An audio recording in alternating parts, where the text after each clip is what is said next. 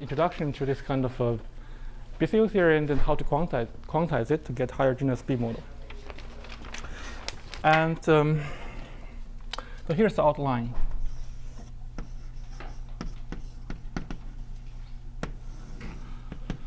So we're going to start with understanding the period map. And at the cultural level, this period map is basically the BCOV theory. So I'm going to introduce this idea. Then I will talk about how to quantize it, quantization. And basically how to quantize it to get this kind of higher genus invariance. And finally, I'm going to explain the example on the curve.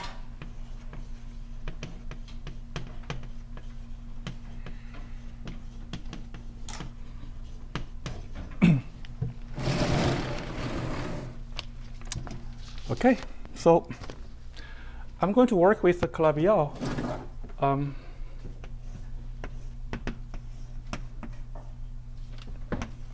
Calabi-Yau geometry. So basically, it's going to be a compact Calabi-Yau or some kind of lambda logarithm model.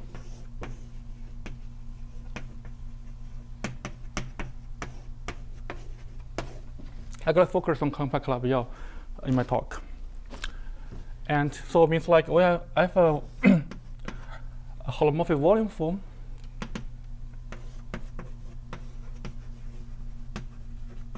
That's the Calabi-Yau structure. And this B model on this Calabi-Yau concerns the following geometry on this deformation of complex structures. So I'm going to work with this kind of a polyvector field. My notation for this one means like the full complex valued in this polyvectors. And that's my notation. And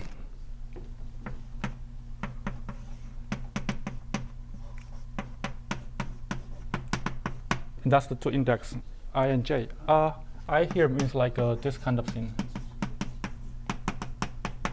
Okay, that's basic notation. Now, using this Calabi-Yau structure, we can identify these polyvector fields with this kind of differential forms naively. So this is basically identification. So then we can have these two operators, d and d bar. We're going to denote the same operator by d and d bar under this identification. Okay. So from this polyvector field point of view, this operator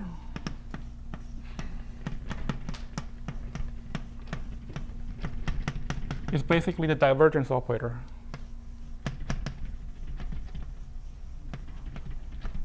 Like with respect to the holomorphic volume form. Okay. Secondly, from this operator, you can get this bracket, which after sign is the same thing as the shortened bracket. Or what you call it on B-way bracket anyway.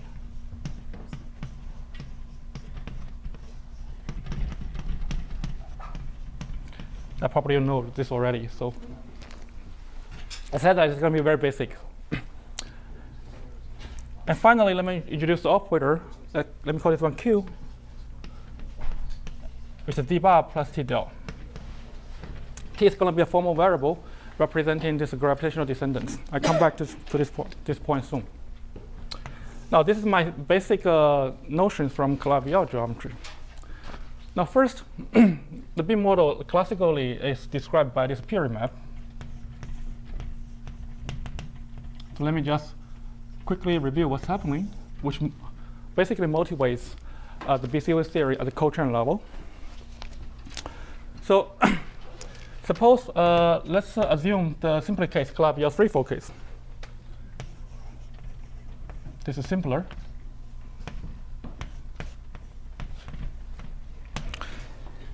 And let's consider the following period map. It's a deformation of the pair. So deformation of the complex structures together with the holomorphic volume form to H3 of the original point. And which maps this pair, x and omega, just to this 3 form. Look at this period map. Then we have the following information. First of all, this guy is a symplectic space.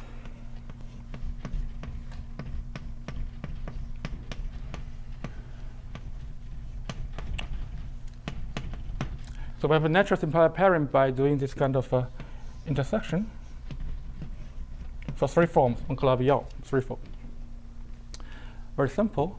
Secondly, this map, let's call this one P. This map, the image of this map, is basically a Lagrangian submanifold.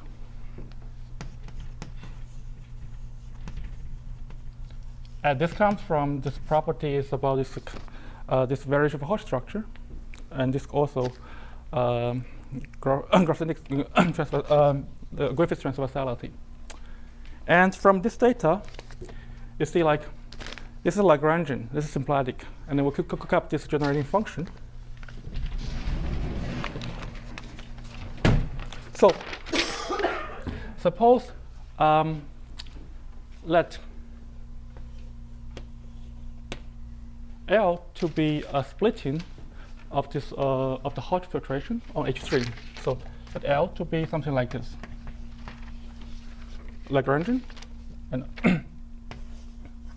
linear Lagrangian.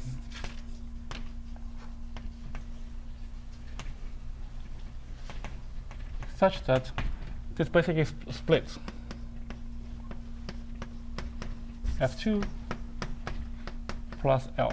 So this is like a H3, 0, direct sum with H2, 1.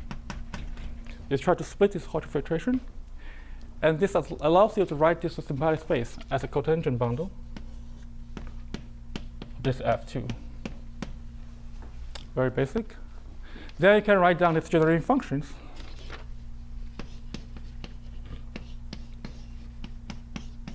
It's a graph of something, a function, where this F0 is a function on this part.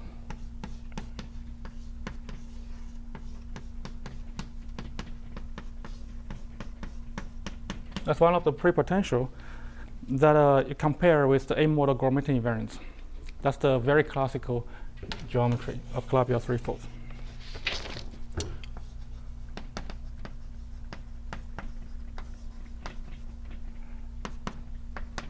Okay, any questions so far? Yes, where have we used the fact that it's a threefold in this?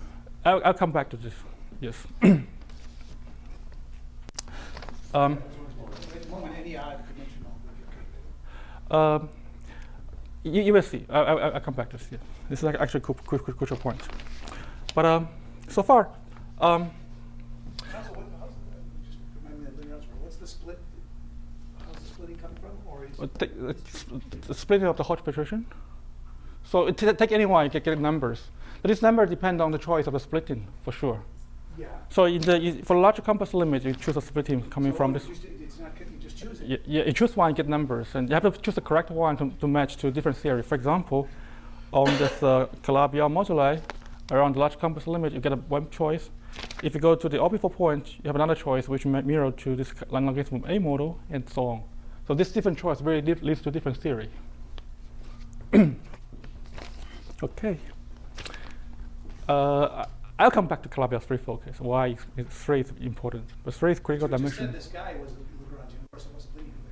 Did you take like the tangent space to that guy or something? No. It's highly nonlinear stuff. Yeah. That's the image of this. Say what? This L is something completely separate from. Oh, this is different stuff. No, but you said the tangent space would be or would. Yeah, the tangent space is like just like a F2 for at that point. It's mirror to the genus 0. Yes.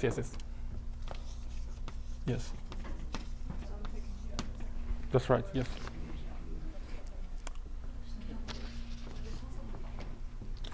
No. Now, what is about the deformation of the pair? Let's do data. First of all, it deformed the complex structure. It's poly 1, 1.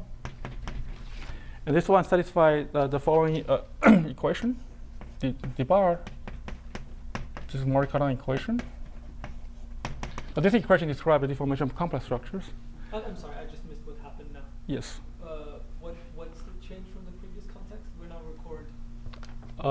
Let me say this is a remark. Probably it's easier. Because this is a remark, it's going to be motivating my next definition for this BCOV theory. Yeah. Then this one describes the deformation of complex structure. Yeah. What about the tangent space of that? No, this is this is really describe the deformation of complex structure. Okay. This is the modular the gauge equivalence. Now, what about its volume form? Its volume form is described by, so you know this is like a, if you contract this original volume form by this polyvector, you got a N0 type in the new complex structure, but it may not be closed. So you multiply it by some factor, you solve this equation. And this is the differential equation describing the deformation of complex structures. Describing this new holomorphic volume form. What is rho? Rho is some function. This volume, Calabi-Yau volume form in the complex structure.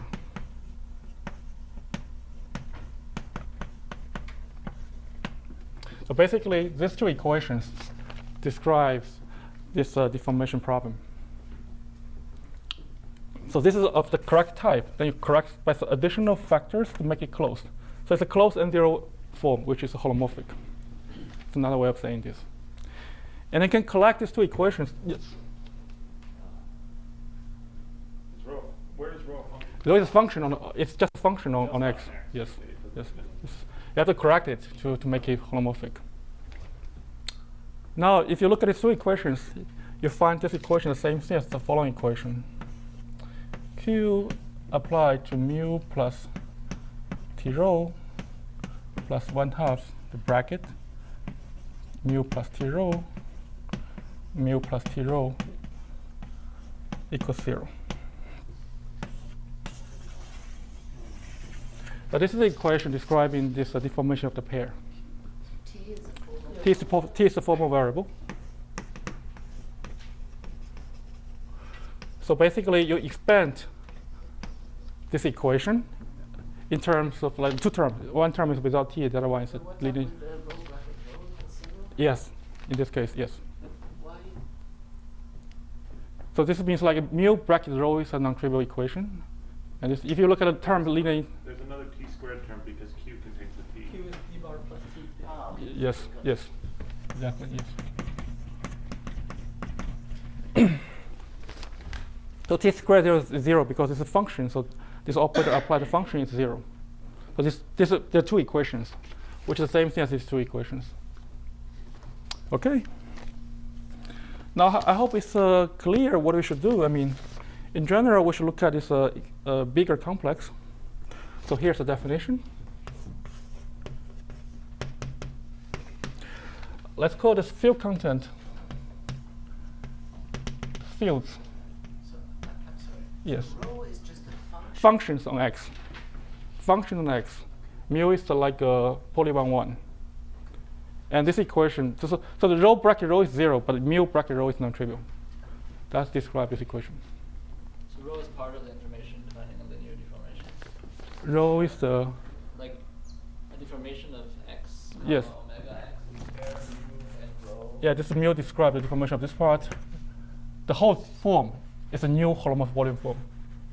This whole data. Okay.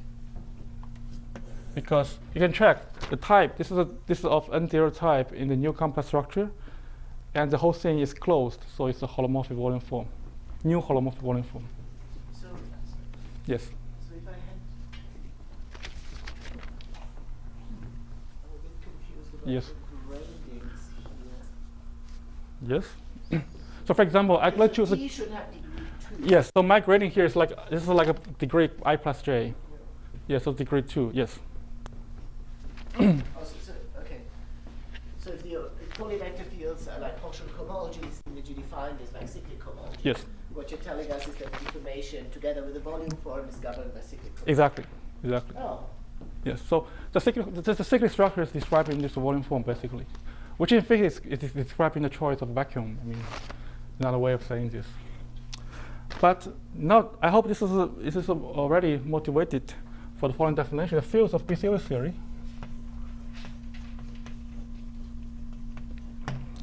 is basically the following space. Let's call this one S plus. Now it just includes all of these other data, like all the polyvector fields with the formal variable t. That's what you do for the BV stuff. Like it includes fields and anti-fields and goals, or etc. You got a bigger space, and with the complex differential is d bar plus t del.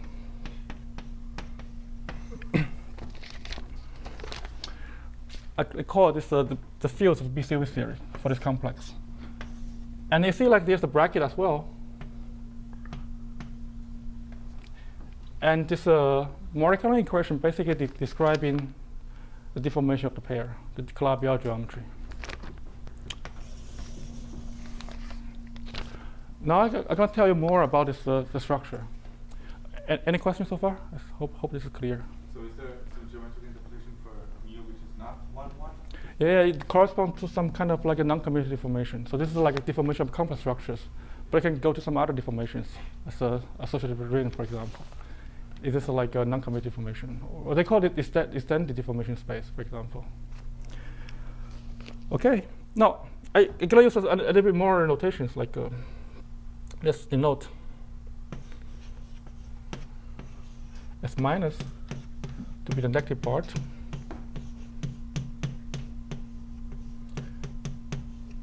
And S to be the whole periodic stuff. Okay, that's a notation. Now let me come back to explain this Q.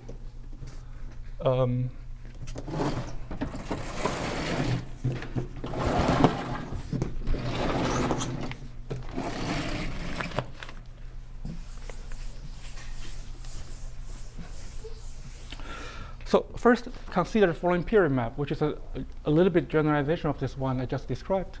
The period map. So let's call this one gamma. It map this S with a differential Q to the Rham complex, again with a T, but the following formula, T to the K times alpha goes to T to the K plus I minus 1 alpha, where alpha is a poly I something. So you see like this trying to remember some kind of the Hodge weight. This is actually very precise. This is a map which intertrains this Q to the Rham.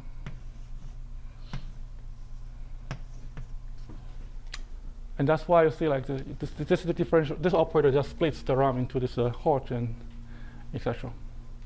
Now what is this guy? If you look at how this one map the BCOV fields too, this equals, you can check explicitly the following data.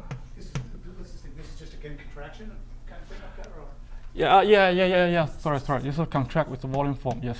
same thing you did before? Yes. And you will see like this is mapped to this space. Another way of saying this is like the subspace, the S plus inside this space. This space is basically remembering the correspond to the Hodge filtration.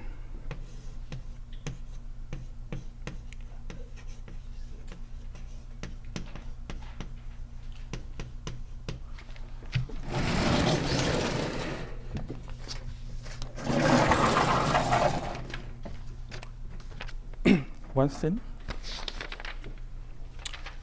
Secondly, there's a very natural. Sorry, that is an S minus, I guess. Oh, S plus, yes, okay. Yes. I write plus minus is just like non-negative stuff and negative stuff. It's opposite to the negative homology. Yeah, opposite to that notation. But anyway, no. The point is the following. Now, I have actually a very natural sympathetic pairing, which I'm going to call higher residual pairing.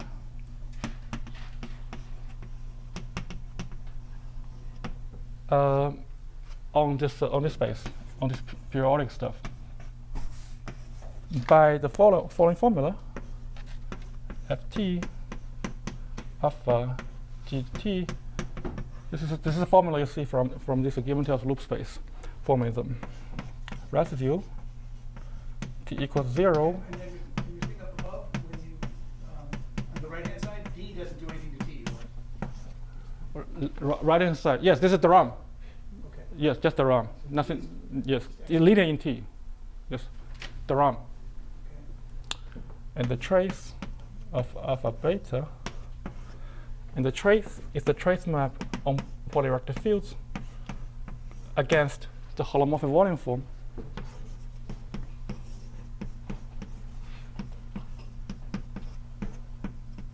So basically, once you know you can identify polyvector fields with differential forms, then you can change it to differential form and integrate. I mean, that's one thing you can do.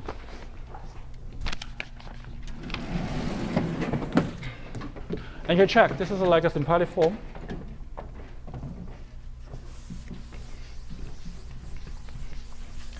And from this data, you get S, Q, and omega. This is a DG sympathetic space. This differential is compatible with the sympathetic form. It's the first statement. Now let me remark for the Calabi-Yau threefold case, which is of critical dimension. When X is Calabi-Yau threefold, it turns out. What does this mean that when you say Q is compatible with omega on the right hand side, that just means that D of omega is 0, or? Right on the right hand side, it means like, for example, this is like satisfied is equal a square symmetrical relation, anti-self adjoint, for example, compatible in this sense.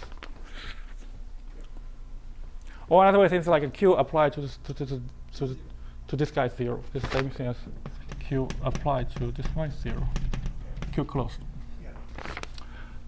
Now, this Calabi-Yau threefold case is very special that I can figure out a sub-sympathetic space. In the following way, you have a subspace.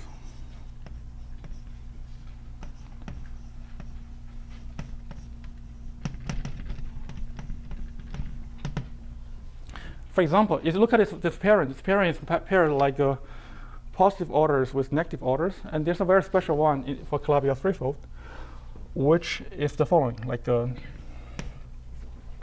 T poly 0. This is the one I wrote down for this equation, rescaling the volume form poly 1, 1, which is the deformation of complex structures, and they're dual. And what is special about this guy?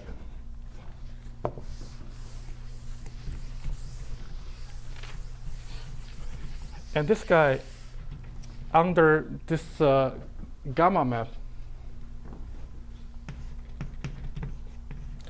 you see this map to 3-0 form, 2-1 form, 1-2 form, and 0-3 form. T to the -2. Yes, thank you. So basically, this is original formulation of a BCOV's formulation for Calabi-Spencer gauge theory. They basically play with this little subspace and figure out the so-called Calabi-Spencer gauge theory on this guy. So basically, this is a subspace, the subsympathetic space of the bigger one. But if it's not dimension 3, this doesn't work. So yeah, you really have to include all the descendants, etc., to get a nice DG sympathetic space. Okay, that hopefully answered your question. Now, So the answer is, up to this point, you could have used any n, and now we specialize to this. yes. think it's still going to use any. But we want this. You do want this parent. You see, like you want to trace parent. Modular T is the usual non-degenerate, like a residue parent, for example. So if you shift by T, the leading term is the order of the leading term is not correct. but anyway, this. Complement. I mean, if we don't restrict the subsymplectic space, then we get descent. What is the remainder of this space after descent? The biggest space. I would really have to work with the bigger space, the whole S. How is that space related to descendants? The T. Why this is a gravitational descendant? This is the question. Yeah. There's a little bit of a puzzle as like, you say T counts the descendants, but also in this story, T is directly related to the Hodge weight somehow. Yes, that's actually exactly the role. I mean, the descendant captures the Hodge weight. Okay. Yes. That's the general. Yes. Okay. Now let me explain this picture. What's happening? Where's my Lagrangian comb? Oh, I just erased. But anyway, I'll explain. Lagrangian comb.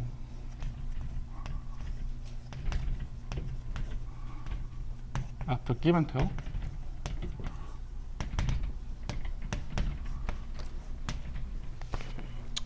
So now let's look at a period map at the cochain level.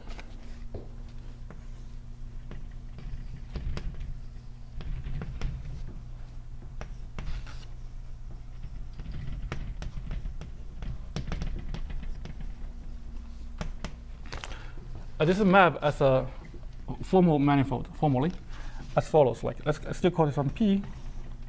Map this S plus to this S. Stuff from element mu. Remember, like elements here somehow describing the deformation of the pair. The Calabi-Yau geometry to this space.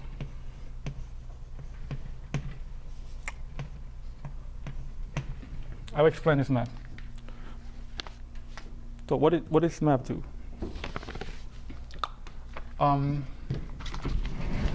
This is the analog of the period map for Calabi-Yau threefold, but in general, with the descendants.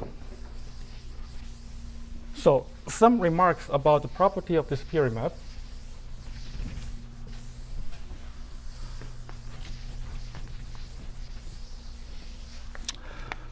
First of all,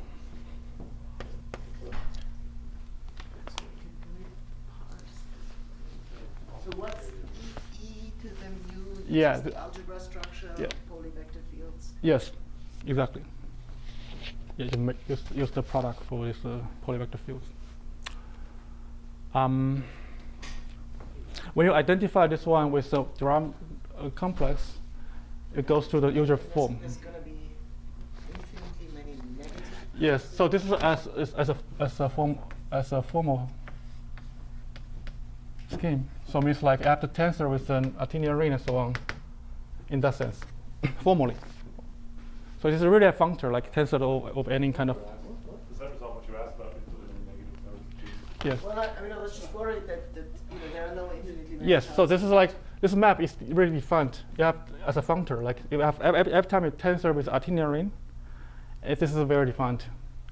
But Because Artinian ring is the only finite order we contribute. we inverted T, right? So how No, can we say we passed to? No, suppose this is an element in this S plus tensor maximum idea. Right. Okay, gotcha. This is a finite order, yes. So that's what I mean by formal scheme. Yeah. Yeah, only in this sense. So now, again, check. First of all, It's defined as a formal germ near mu equals. exactly. Yeah, exactly. Now this one, it's formally a Lagrangian manifold.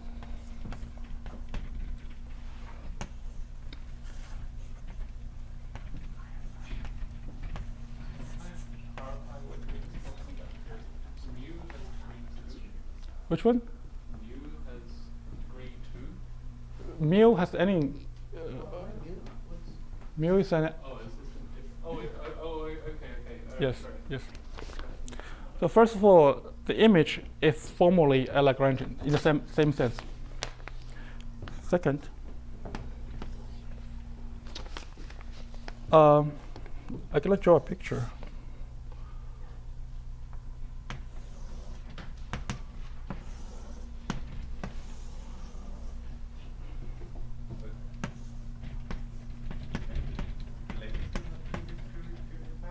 Which one? How is this related to the previous? Yes, if you restrict it to the Calabi-Yau threefold case and to the at cohomology level, it is exactly a period map. Sorry, I have like a really silly question. Yes. Just when you take mu, it's a 1-1 type, or Yeah. It can be anything. It depends on which ring you tensor with. Like it's a gradient rings. Yes. Yes. But if it is 1-1 and what else? Then you need to get, what do you need to Well, so you remember like 1-1 just tell you like there's a deformation of complex structure. 0-0 is the deformation of the volume form. That's the original case. So this is a non-negative order is for this two part. The Calabi-Yau threefold case in the smaller space.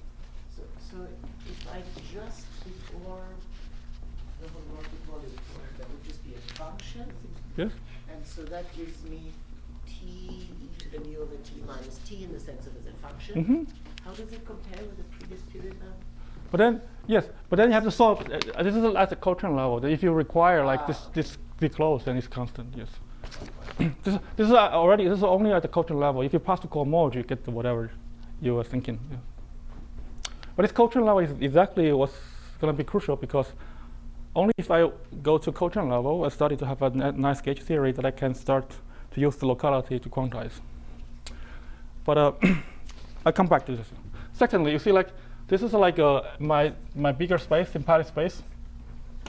I write this one as like S plus S minus in this diagram. Now there's a differential Q. I think about this differential as a vector field on this on this sympathetic space. So you can check the second one is like a Q is tangent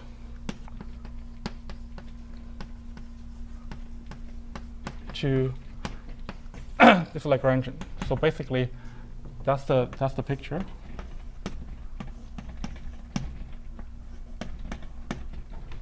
This represents the fact that this behaves like a BRC operator. This is a gauge transformation which preserves this Lagrangian. Thirdly, this map pi plus.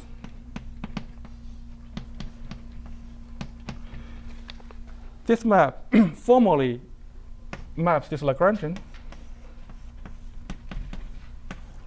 to this S plus part. Formally, this is actually a diffeomorphism. So, sorry. Yes. Sorry for Yes. okay. So it's Q's tangent, so that means that the image descends to a submanifold of Q cohomology. Exactly. And that is the image of the classical pillar. Exactly. Yes. If once you pass score mode, exactly. Mhm.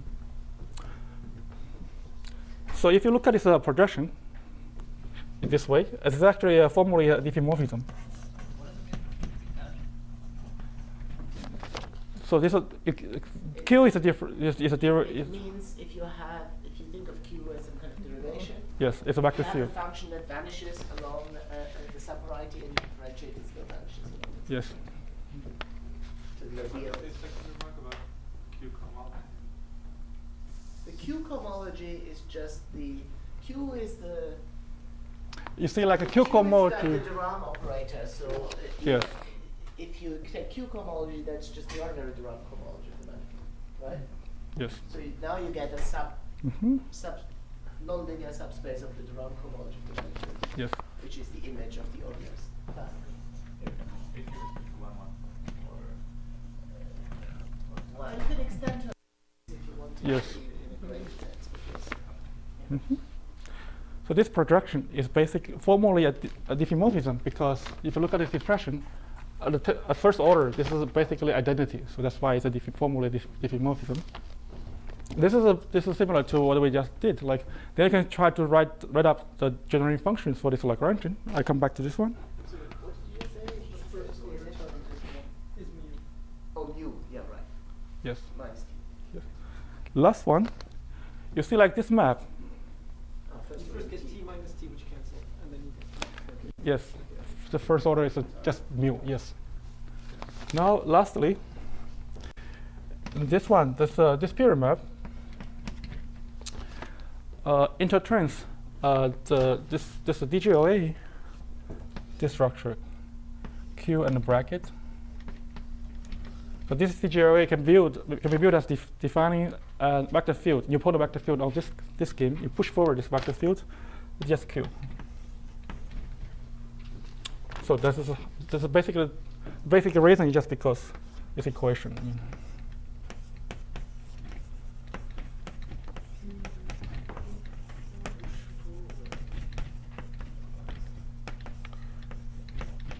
How do you push it easier? I mean, I think what you're trying to say is that it's a This is a- coisotropic subspace. Yes, but this is more than that. It's just like, first of all, this is a DGOA. The DGOA means like it's a nilpotent vector. It's one of the L-infinity structure. I mean, this defines a nilpotent vector field on the space. The same thing as a DGOA, basically. So this DGOA defines a nilpotent vector field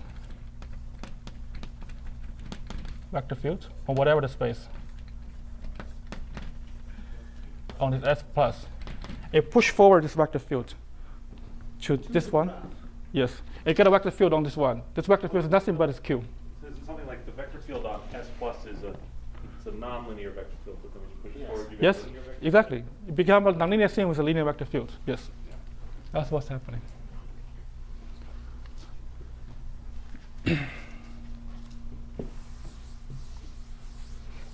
So the equation for this is what you wrote here. I mean, I just said like this is a proof of this fact. So this is some sort of Yeah, this is equivalent somehow. Yes, PTT lemma. Yes, this is how you show this is the deformation problem is smooth. Now let me try to explain this 4 points. First of all, again, you try to look at the generating function at the cochrane level. This is my definition. Oh, I just erased. This is my definition of BCOV theory at the classical level. I call this one BCOV interaction. So, when you write Q comma bracket, you mean Q plus 1/2? No, this is like so it's like any kind of for example DGOA or L-infinity structure Oh, you- can be written as a derivation Okay. on this underlying space, which squares 0, and that's in this sense.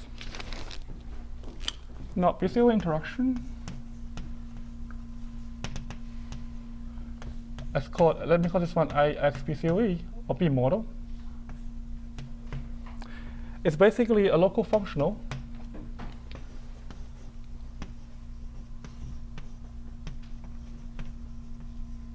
on S plus, which is the generating function of this Lagrangian. So basically, this P period map. So it's basically the potential at the cochrane level, dIx. If you think about wield for this one is viewed as a cotangent formally of this one, using the symplectic pairing that I defined over there.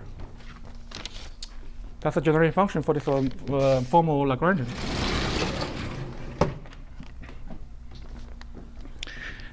So this is a generating function for the period map at the cochrane level, and you can compute this one explicitly. It's a very precise formula.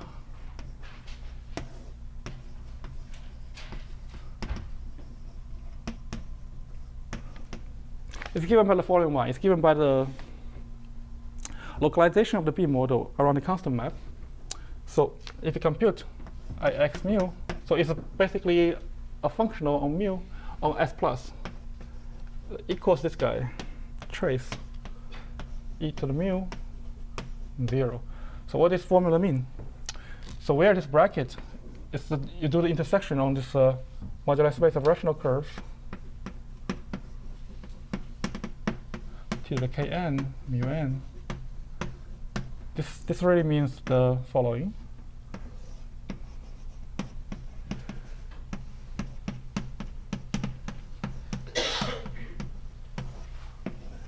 And for the polyvectors, I mean, you just make a wedge product.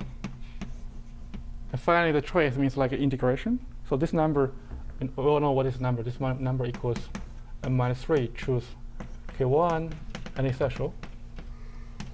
And if you just as a computation, I mean, you can see exactly. And this is reasonable because it represents the fact that this B model is localized to constant map.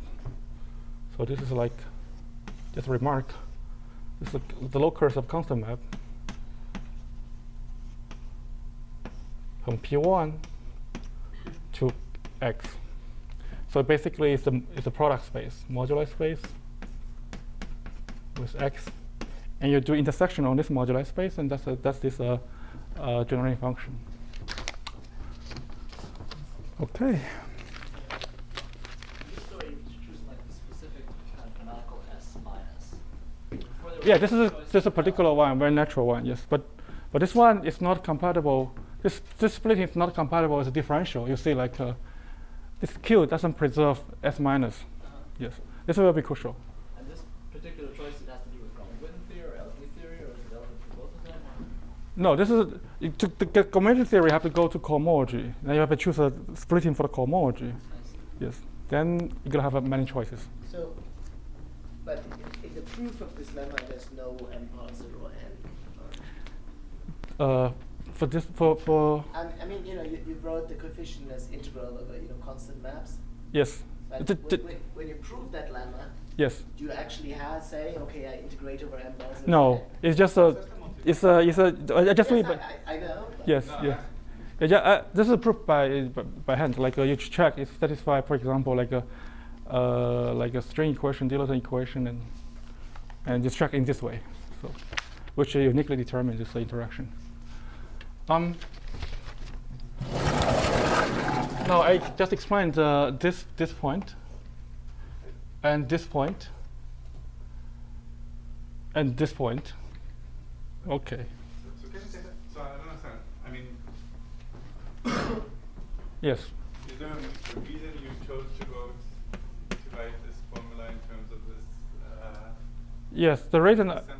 So if you, I mean, the formula is like this number times this one, but I just want to say this is very illustrating because if you look at the so-called B twisted topological sigma model, the B model is localized to constant map. The modular space become a product, and it becomes an intersection on this one. Then you might ask, like, well, this higher genus stuff, like when I quantize, I can give you an example. When you quantize, you get some kind of crazy interactions. How they can be written as an intersection on this MG? The answer is, I don't know. I really would like to know. Does that say mu1 wedge blah blah blah up to mu n? mu1 wedge blah blah blah up to mu n. So this one means like if n of them, this is a number, but this means like if doing expression. I think you need to contract with the Holmesbury volume formula. Yeah, this is where this trace is doing. Trace is defined. Mu1 wedge blah blah blah up to mu n. Yes. So this means like this is just a polyvector. So if whatever you get a polyvector, and then you use a trace to get a number. We're just saying you need to integrate it. Yes, I need to integrate this trace. Yeah, this is the next line. The next line, you just wrote a polyvector. Yeah, this is a polyvector. Yes, this is a polyvector. Integral sign in front of that mu. What's the problem? That's not, the notation isn't that. That's not the The notation. notation is the bracket spits out something to which you can apply the trace. Yeah, this is you get a this notation means like get a polyvector field. the trace is outside. The trace is here. Never mind. Sorry. So you get a polyvector field and then take the trace. Yeah. Yes. What is the bracket? Where's- Function value back in the space that you started. Mhm. Okay.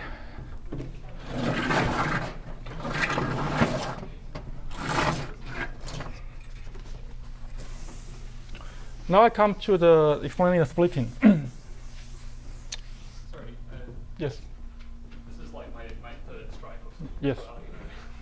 But could you please just explain again? I missed it. How this P is analogous to the previous period. If you in the previous page, first of all, if you go to cohomology, so because this fact that the solutions of molecular equation, the map this modular space to the Q cohomology, and the Q cohomology is basically under this map, same thing as the Rham cohomology.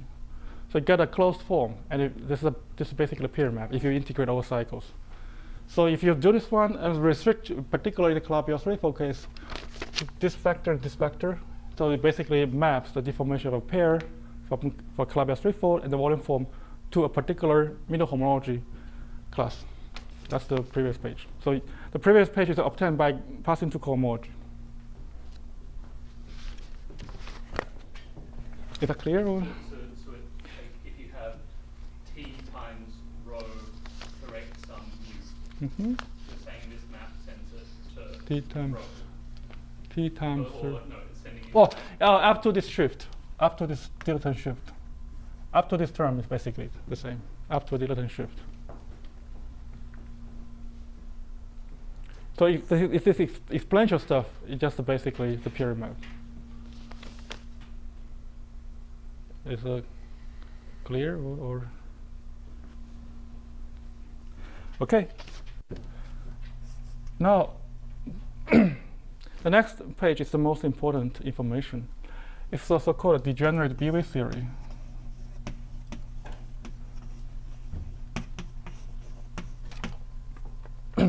I explain this. This comes from the following. As I just observed, I have a splitting naively at the cochain level, S plus, direct sum with S minus. But you see, like the subspace, the Hodge filtration, is preserved by this Q. But this naive splitting doesn't preserve this differential. There's a component where this map S minus to S plus. And the failure of this, the failure of this of Q, preserving the splitting at the cochain level,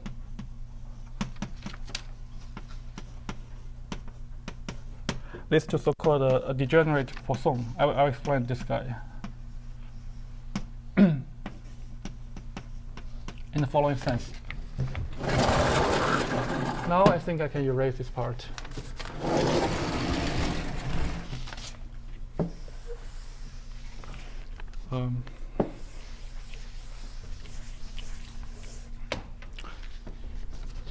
So let's try to measure the failure. So first of all, let's look at the Poisson kernel.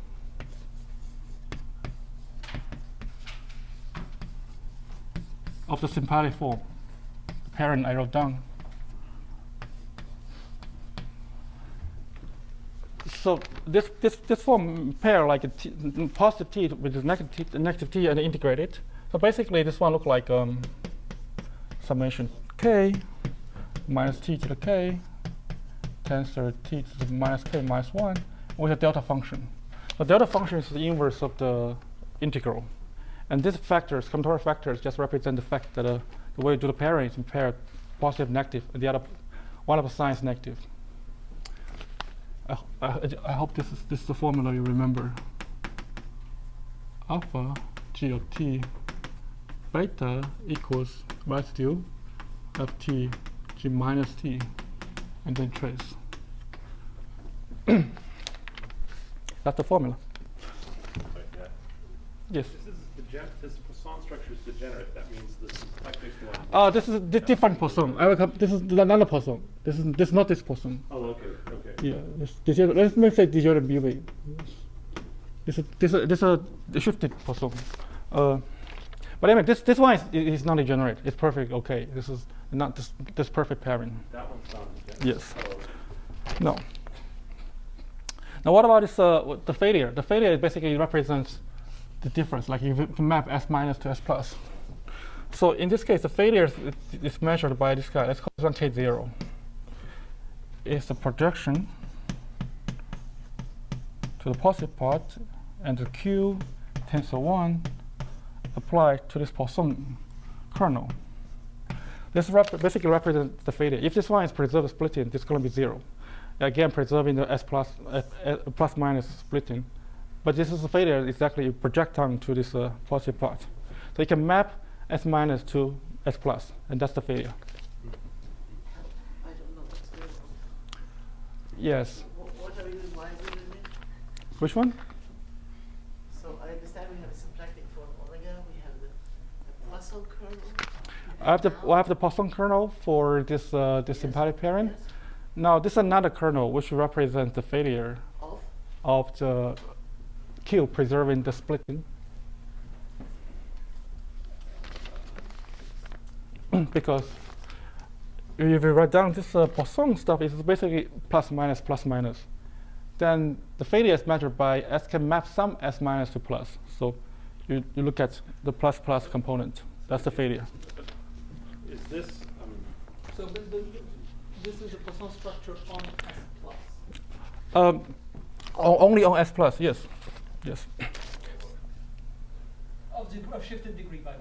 Yes, exactly. Okay. So What's the Poisson structure?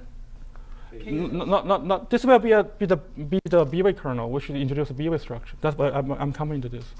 This is exactly where this B-way, the B-way for the master equation come from. all three? I'm So K0 is a Poisson structure? K0 will be the kernel for the shifted Poisson structure. -1 shifted. Bec- Why did I know that it was a? What do you know is shifted? Because it has I something. mean, that's Poisson lower. structure says that it satisfies some equation, right? Yeah. And it starts with omega, which satisfies some equation. Yes. Q, which also satisfies some equation. Yes, the compatible. Yes, Omega is even, Q is odd. Decompose and then project. yes. And if you track what this one is, I mean, the only failure is like a t-1 to t0. So this is nothing. There's no t dependence in this formula. It's a del tends to 1 applied to the delta distribution. That's basically the formula. It's remembering the del operator. What's delta 0? Delta zero Yeah, is the that's expanding. Delta there is this component, and Q is a Q equals let's remember Q is the d bar plus t del. So the only place you can get non-trivial component is the t to the -1 multiply applied to this operator, which is del. So this just reflects the fact that the failure of the splitting only matters for example, this operator can map a -1 order to 0 order, and that's it. The only one component is that, no other stuff. That's the failure.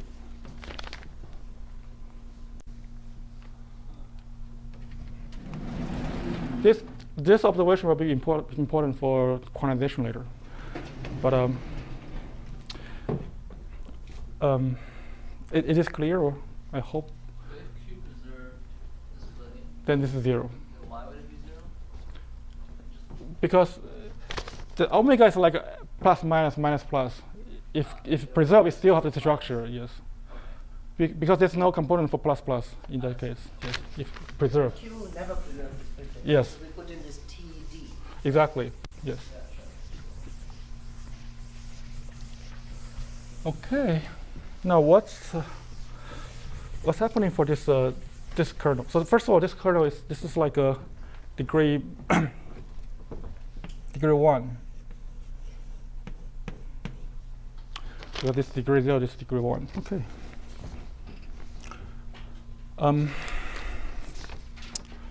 you can let me just say, using this kernel, this is just the kernel for the B-way operator. So this is going to introduce what I call a B-way bracket, which is the bracket associated to this kernel on local functionals of the space.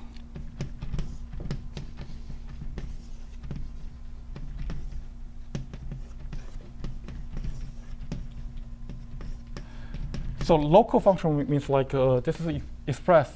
It's a particular functional on this one as a distribution that expressed in terms of integration of some kind of Lagrangian density of this type. So I will not be very precise, but the local functional means something like that. And a bracket is by using this is the kernel for the bracket. So basically, in terms of the pictures, suppose I represent a local functional, say I have 5 inputs, depending on degree, a bracket of this one with this guy, and this is given by one integration, another integration. I just insert this delta function into these two, map to. I will not write down the precise formula, but I hope this picture explains what's happening. To insert this kernel function, because the delta function can be paired with integration, and the answer of this pairing is still local functional. So this is where this delta. So this thing here has 5 things branching out because it's like formally like a polynomial degree 5 Yes. in S plus. Yes, this is like 4 degree 4. So you take a bracket, now degree. Yes. In all possible ways. Yes, exactly. That's what the formula says. The usual thing we're going to do for the bracket for kernel. Yes. Only one thing that you have to be a little bit careful is it's very defined on local functionals, which is clear because the integrations and delta functions are paired. Okay. Now I come to explain this part. Lemma.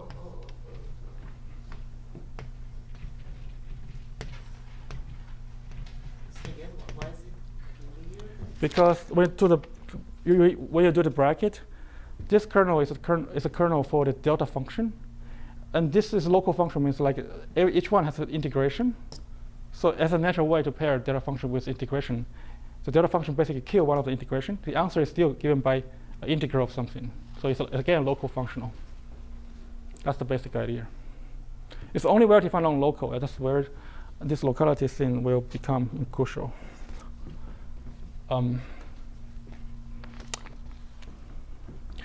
Now I state the lemma and explain geometrically what's happening. One is an integral over, say, a variable x. The other is an integral over a variable x prime. And then when you put in this edge, you just multiply the integrands and put it. Yeah. Yes. And Yeah. then you do one of the integrations, and then you reduce it to a single integration. Yes. Exactly. Where is x living? X. X is a function on S plus. So it could be a linear function or a quadratic, but in So fact, this is some kind of local in. No, it's local on the target space. That's my question. Local on X. So X is my Calabi-Yau. It's a local thing on X. Any kind of a quantum field theory is going to be starting with local stuff. Okay, but S, I don't understand. I guess I just don't even understand what the notation means. S plus, we just defined it. Yes. S plus is the field. So it's a functional on this S plus. So it means like give me some X plus. I have a way to evaluate using some kind of a derivatives, whatever. Get like Lagrangian density integrated. That's Okay, particular. okay, I think Yes. Now, the lemma is the following. This kind of crazy function satisfies the following mass equation. The classical mass equation.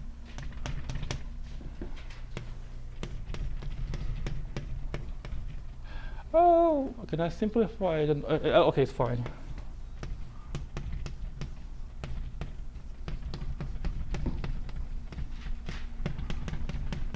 So I will first just quickly say this, but then explain. So this is local functional because you see like this is defined by trace, which is the local thing integrated, and this bracket is the bracket that I defined here. Let's call this one the bracket. And that's the classical mass equation. This one is satisfied. Now, the meaning of this the meaning of this equation is the following. Geometrically,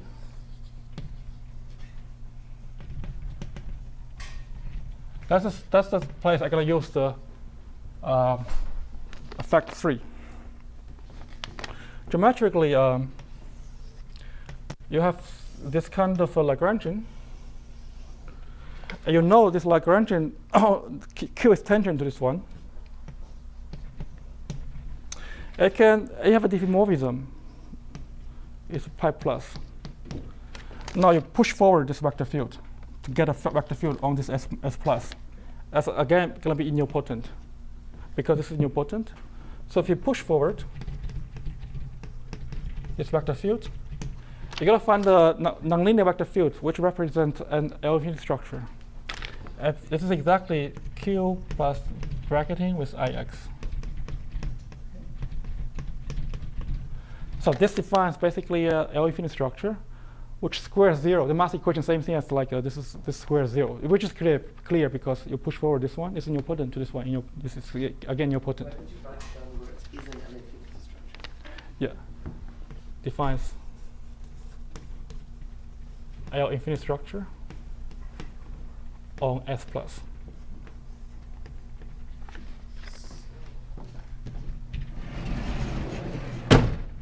That's the push forward of this vector field.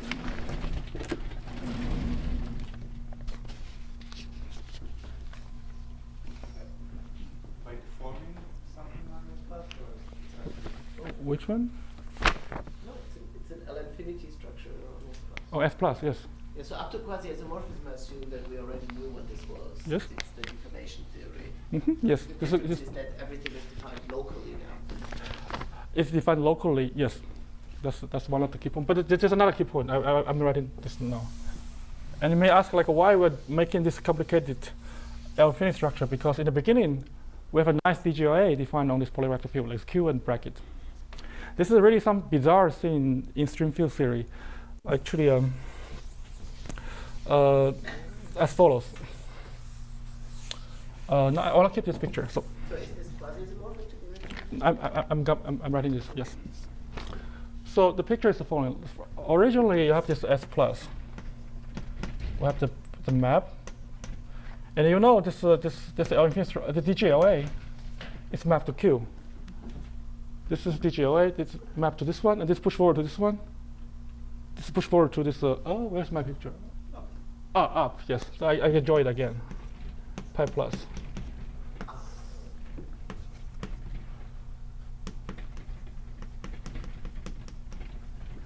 So basically, this diagram implies that this map is a quasi-isomorphic L infinity map between this DGOA and this kind of L infinity. So this is a map, S plus goes to S plus. And this is like a pi plus composed with the period map, which intertwines this DGOA with this kind of L infinity. So this only have a differential in the bracket. This is much simpler. This is more complicated. But the point is that So this is an L infinity quasi-equivalent? yes, it's L infinity isomorphism. So the operations that infinity structures are breaking down to the homogeneous part. Quasi-isomorphism. Sorry, what's the question? Just the L infinity structures maps come from taking this Q plus brackets IX and just Yeah. creating the homogeneous parts. But yes, exactly, yes. But this L infinity structure is complicated because it involves all possible terms, like all higher terms are non-trivial. But the point is the following. This is a DGOA. You can write down Mori-Cartan equation. The point is that this Mori-Cartan equation is not the critical point of some functional. Another way of saying it is the following. I mean, this happens a lot in physics.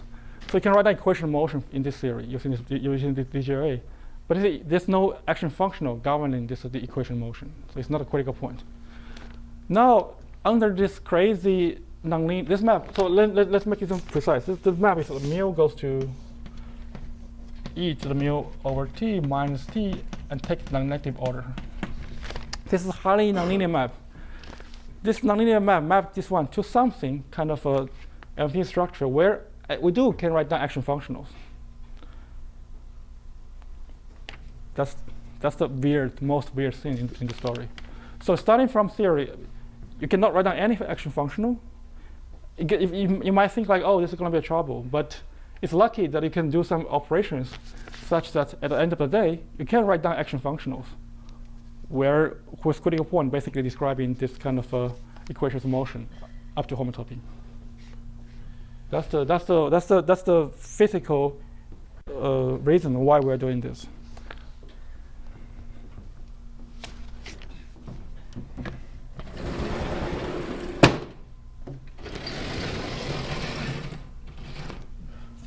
Yeah, but this is a phenomenon which happens all the time in stream field theory. You always get these equation of motions without action functionals in us.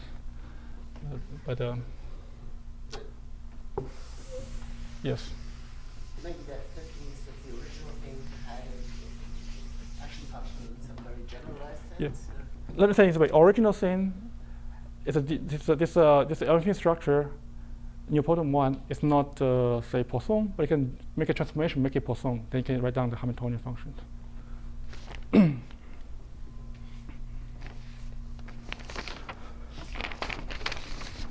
Yes. That's so the upshot is that now we got a local functional, basically describing the classical geometry of this a B model. So What is the local function? this local functional. Yes.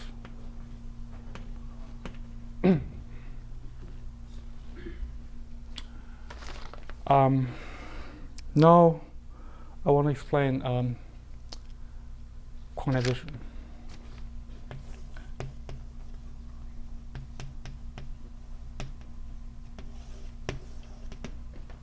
So here we have described that this BCOV theory basically is a period map at the quotient level. Now, the quantization, like we're going to do a very naive quantization, explain the point. Let me start with the toy model.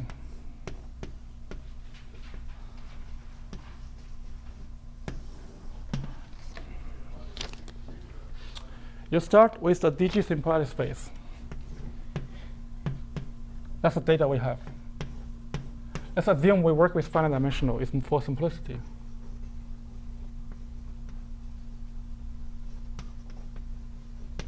So this will look like an S, and this is a high pairing, and this is a differential. I have a linear Lagrangian subspace. This is the S plus I just mentioned, but assume it's a finite dimensional for simplicity. Linear Lagrangian. Subcomplex, so preserved by Q.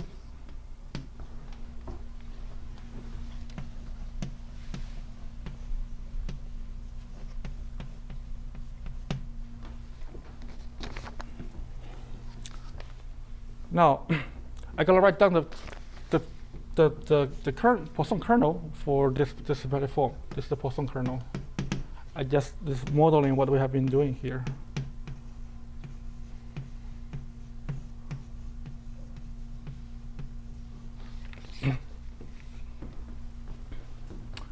Now we just do the very, very naive canonical quantization in physics.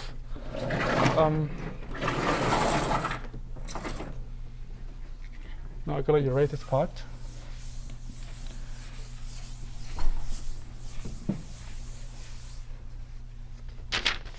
Now, so the most naive quantization is by quantize this symplectic space to a wire algebra.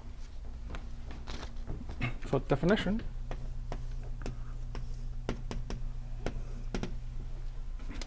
Let's call this one wire algebra of this linear vector symplectic space. Just be the usual one you defined, the dual, the tensor powers. Let's put an H bar here for the quantization, modulo this relationship. Here, this relationship is like the bracket of elements here is given by this H bars in usual canonical quantization.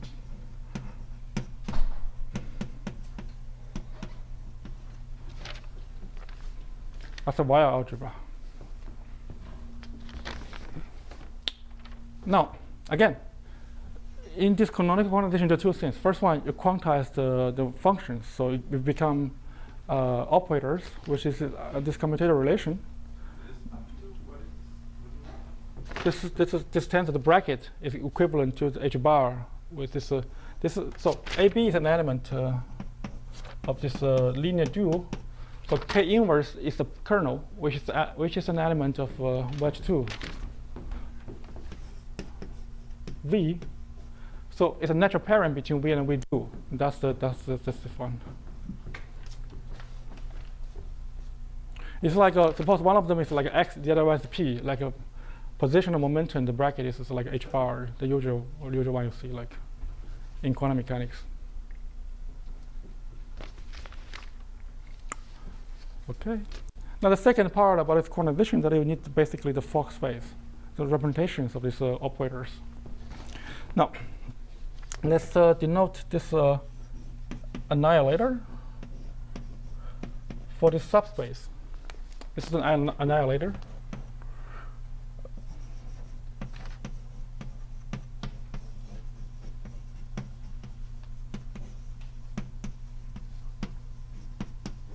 So it's given by all the linear duals which vanish on this subspace.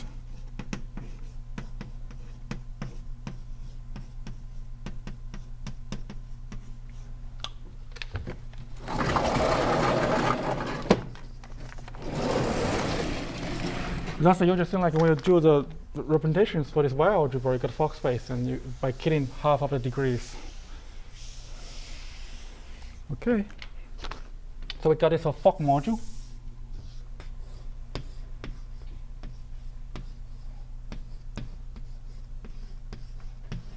Defined by basically the quotient. Okay, let me just write it. By this left ideal for this annihilator. And there's a canonical element in this Fock space, which we're going to call this one vacuum, which represents under this quotient by 1. That will be called a vacuum. That's the standard quantum mechanics. The one thing that is important is the following. Like, first of all, there's a differential here, which we call Q. And the Q preserve the sympathetic structure, means like Q preserve this relationship. And also, Q preserve this annihilator. Q preserve V plus. The same thing as saying that a Q preserves this annihilator as well. In other words, actually we find a differential structure for either for this Y algebra and also for the Fock space. There's a naturally induced differential.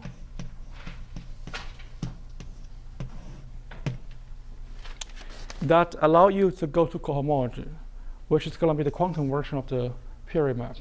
I will come back to this one. Now I think I can erase this part.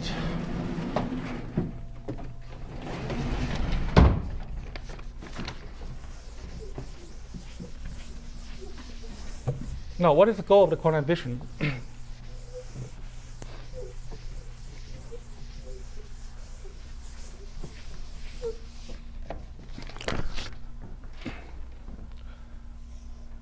Quantization basically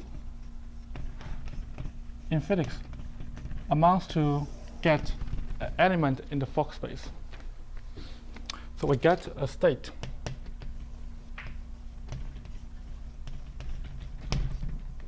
In physics called quantum state, but let's just say this is a state in the Fock space which is compatible with Q. So it's Q closed. And this Q closed condition, I mean, which sometimes people say BRC closed, it's a condition that is this state is gauge invariant.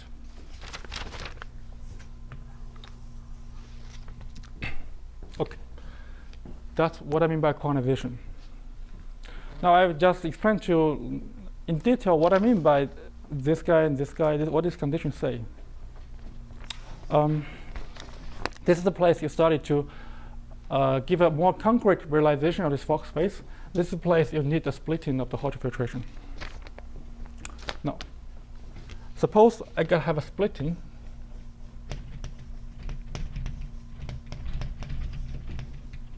Isotropic splitting.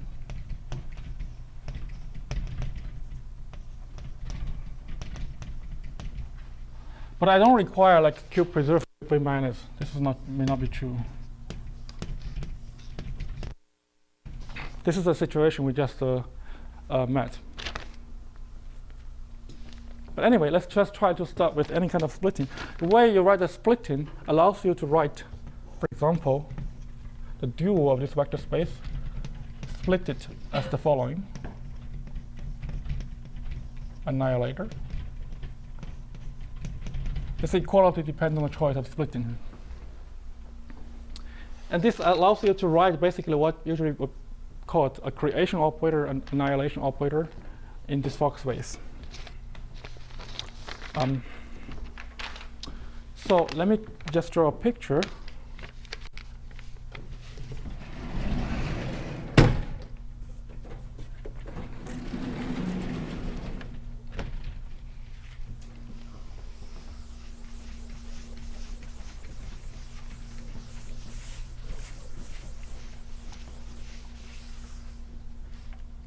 Now, this allows us to define the following map. Functionals on this functions on the V plus. This represents a row of this creation operator. Form a function duals to V plus. This map to this Y algebra naturally by this embedding, and the reason this is well defined because the bracket of this one is 0. This is an isotropic subspace. The bracket is 0, and this one mapped to the Fock space as a quotient. And you can, it's easy to see like this. This is a Calabi isomorphism. So another way of this is like this. This usually, let's write as A1 and AK is mapped to A1 and AK applied to the vacuum. That's the creation operator.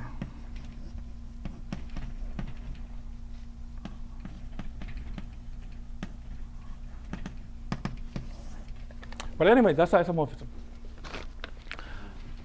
Now you try. Now, so this is basically give you a more concrete way of expressing an element in the Fock space. However, I have a differential here that represents the gauge transformation. We know that the Q preserve V plus, so it means like Q induce a differential on dually on these functions in that natural way. So Q is a derivation for on V plus, means like Q also acts naturally on these functionals. Then you ask like, is this a Cochrane map? The answer is no. It's clear it's no because the way when you write this one, you use a splitting. And this splitting a priori don't preserve Q, so there's no reason you believe like these two stuff is going to be Cochrane map. And that's one of the most key observation. So what is the difference? The difference is measured by the failure of the splitting. I just mentioned in the previous case. Let me write it out again. Let's call this one P. P is the failure of the splitting. So the same formula. Q. Which one? Before I did, I called K0 probably. Yes. Now let me call this one P. Let's call this K. Yes, probably. Good point. Okay. This is going to be an element in sim2 of V plus, and degree is 1. The same reason.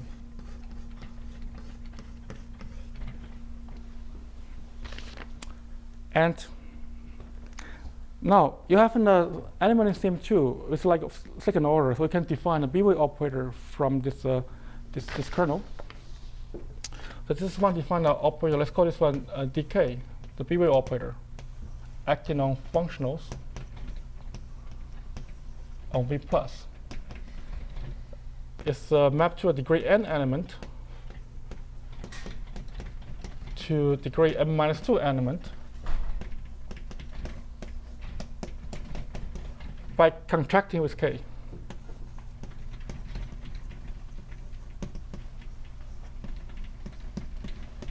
That's the key point.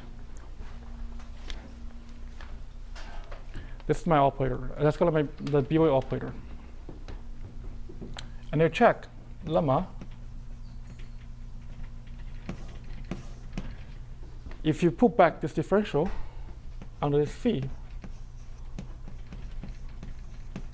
the difference is exactly described by this B-way operator, Q plus H bar dk.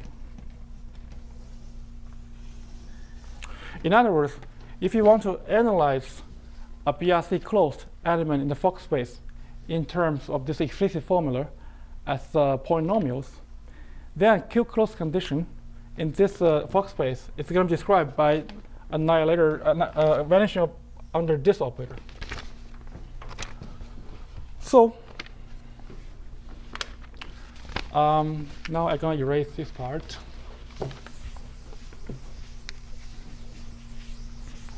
And this motivates the following definition.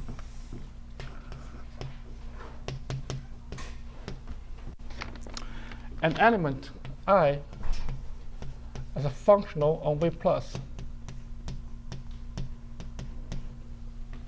is called to satisfy quantum mass equation.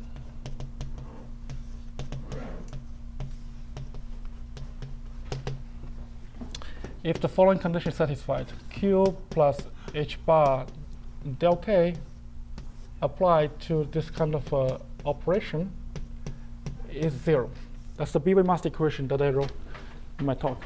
But the meaning of this equation is nothing but just saying that if this equation, same thing as saying that somehow this element in this space, if you really intrinsically map this one to an element in the Fock space,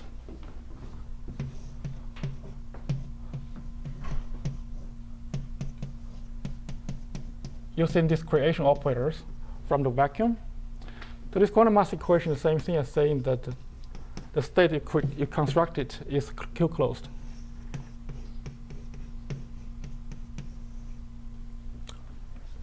And that's the geometric meaning for this quantum mass equation.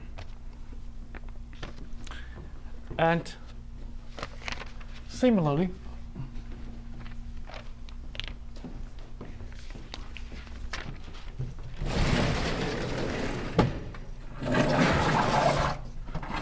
and the meaning of this equation is the quantization of the following geometric picture.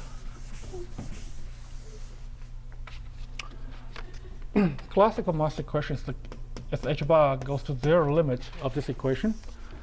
So again, this equation is the same thing as if you write it down. It's like Q I plus h bar delta K I plus bracket, this kind of equation.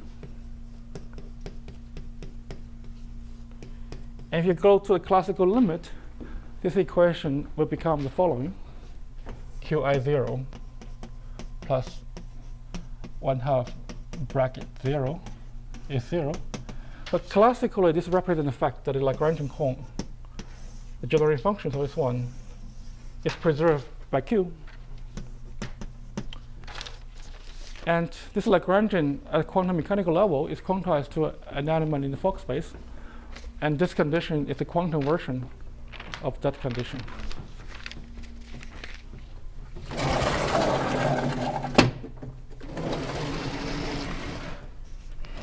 Okay. Any questions so far? That's the one. Now I have 5 minutes left, so I just quickly say what's happening for this BCOV theory.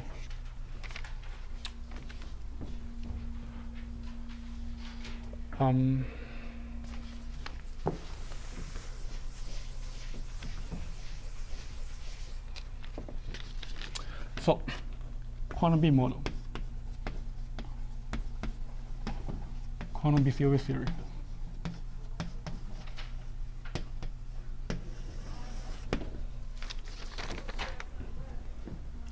Now, again, we have the same setup as this toy model. We have S, we have a splitting, naive splitting, and then we have this Q thing, we have this implied structure. Everything looks like the same. And this K is represented by this kernel.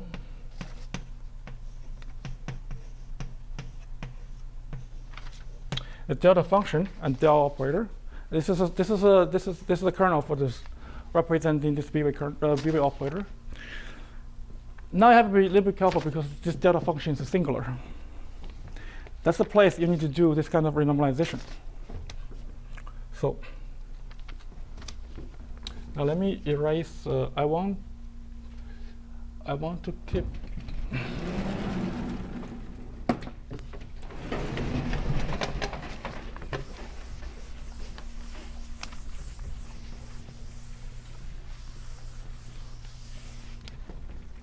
So functions on this one basically is given by distributions.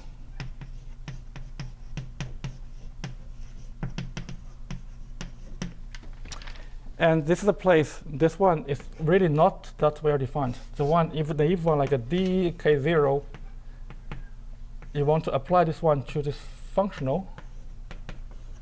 This is ill-defined. This is exactly because you're working with like infinite dimensional setting. So this is singular kernels. Delta function cannot be paired with this distribution. Now this is, if you are in my talk, this is the idea, like Castello's idea of doing this homotopic renormalization.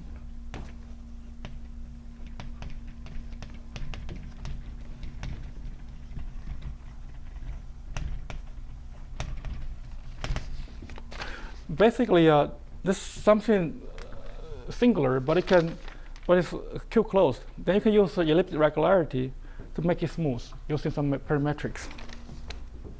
So for example, delta function can make it smooth up to homotopy. So this one is smooth. This is a parametrics.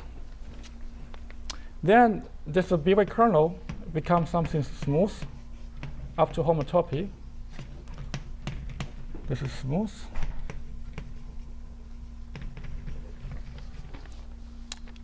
And using this smooth thing, you can define this BY operator. Let's just call this one delta R. This is the same definition, but pairing a smooth kernel with a distribution. This is well defined now. And you look for solutions of quantum mass equation homotopically. So Q plus H bar delta R applied to some functional equals 0.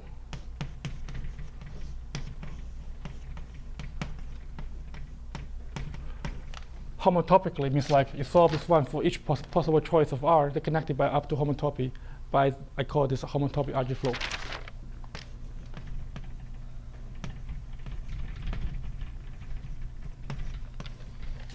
And as I said, like this equation, same thing as saying that you construct an element in the Fock space, which vary homotopically.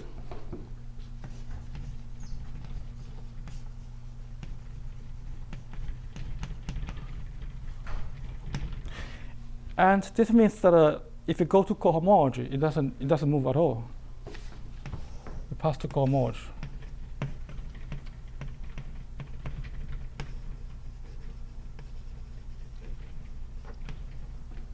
You get a particular state in the Fock space, or the cohomology.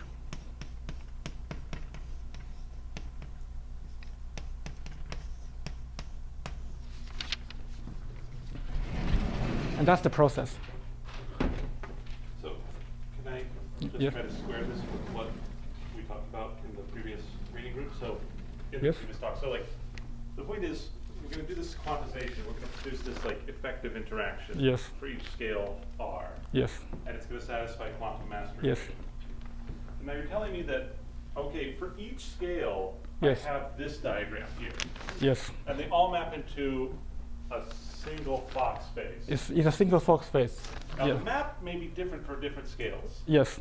But so but there is a cohomology level in the Fock space. If you map everything to Fock space, a different choice of the homotopy, map to elements here up to Q exact term. Okay, so as I flow, as I do RG flow, the element of the Fock space I get changes by Q exact thing. Exactly. So if you go to cohomology, it's very defined. That's the point. So in principle, I don't actually even have to take the limit as the scale goes to infinity. Yeah, you can calculate at any level. Yes. Scale. Just infinity is easier to compute. Sure. Yes. Okay. Got this harmonic stuff and so on. You can compute at any level if you like. This is No, sorry. It is particularly useful if you work with non-compacting. We cannot just go to infinity in this sense. Oh. Okay. That's very useful. That's the point. So the map and the splitting of the filtration or the splitting goes into what is the map 5. So if I choose different splittings, the map 5 changes. Is this right? The splitting, the splitting is at cohomology level. So now, let me mention the splitting. Well, so far I just tell you like you got a state in the Fock space. Now you want to represent this state as an intersection number on the cohomology. Yeah. Now let's come to this one. Okay. The final step. I apologize. I probably used a couple of yes. I apologize. I used yes. Now, finally, let me finish the last slide. So, typically,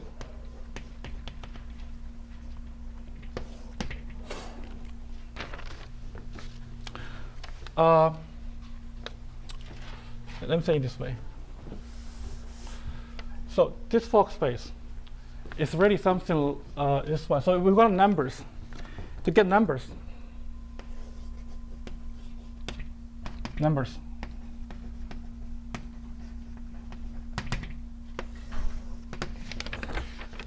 Now I'm gonna again find a splitting, choose a splitting.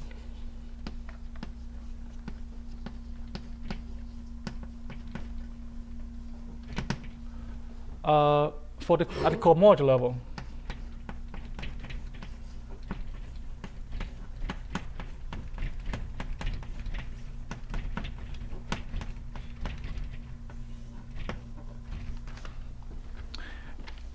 In other words, like if you find a splitting of the Hodge filtration on the cohomology, and this allows you to write a bunch of things. So it allows you to write, for example, Fock space on the cohomology.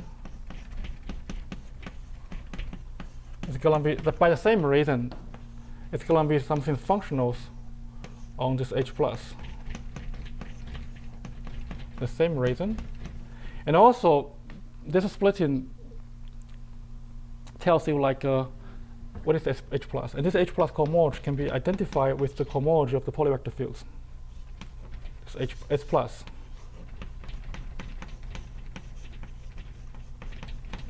Q under the splitting, the cohomology of the polyvector fields. And in particular, this states under the splitting is represented by a functional. Let's call this one B model, with respect to this choice of splitting on X over H bar. And this one has an expansion G IXG BL, and BL becomes intersection numbers on the cohomology.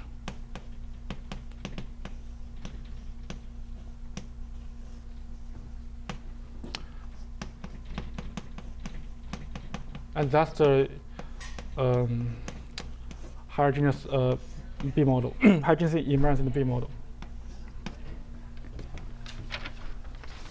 So you choose different splitting, but basically get different numbers. So you really have to go to do this very carefully. So on the, for example, on the Calabi-Yau moduli, you have to go to either large complex limit or this logarithmic limit, which mirror to different kind of A model theory and so on. Okay, I think basically at the framework level, I finished what I want to say. If you want to hear the example, I can say otherwise. Just what do you guys think? Because I already used up my time. Yeah. I think we should close here for now. So. Okay. Yeah. Yeah. Thank you. Yeah.